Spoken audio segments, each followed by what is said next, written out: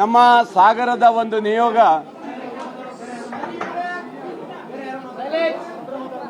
ಸಾಗರವನ್ನ ಜಿಲ್ಲೆಯನ್ನಾಗಿ ಮಾಡಬೇಕಂತೇಳಿ ಇತ್ತೀಚೆಗೆ ಸಾಗರದಲ್ಲಿ ಹೋರಾಟವನ್ನು ಮಾಡಿ ಸಾಂಕೇತಿಕವಾಗಿ ಒಂದು ದಿವಸ ಸಾಗರವನ್ನು ಬಂದ್ ಮಾಡಿ ಇಡೀ ಸಾಗರದ ನಗರದ ಜನತೆ ಸಾಗರವನ್ನು ಜಿಲ್ಲೆಯನ್ನಾಗಿ ಮಾಡಬೇಕಂತೇಳಿ ಒಮ್ಮತದ ಹೋರಾಟ ಮಾಡಿ ಇವತ್ತು ಮಾನ್ಯ CM ಅವರಿಗೆ ಮನವಿ ಕೊಡೋಕ್ಕೋಸ್ಕರ ಸಾಗರದ ನಮ್ಮ ಎಲ್ಲ ಪ್ರಮುಖ ನಾಗರಿಕರು ಬಂದಿದ್ದಾರೆ ಮತ್ತು ಮಹಿಳೆಯರೆಲ್ಲ ಬಂದಿದ್ದಾರೆ. ಇವತ್ತು ಇಡೀ ನಮ್ಮ ಜಿಲ್ಲೆಯಲ್ಲಿ 7 ತಾಲೂಕು ಇರೋದ್ರಿಂದ ಶಿಕಾರಿಪುರ ಮಾಡಬೇಕಂತ ಯಡಿಯೂರಪ್ಪರ ಆ ಕಾಲದಲ್ಲಿ ಹಿಂದೆ ಹೊರಟಿದ್ರು. ಶಿಕಾರಿಪುರ ಅದು ಜಿಲ್ಲೆ ಮಾಡಲಿಕ್ಕೆ ಬರುವುದಿಲ್ಲ. ಸಾಗರ ಸುಮಾರು ಎಷ್ಟು ವರ್ಷ 70 ವರ್ಷದಿಂದ ನಮ್ಮ ಸಬ್ ಡಿವಿಷನ್ ಆಗಿದೆ.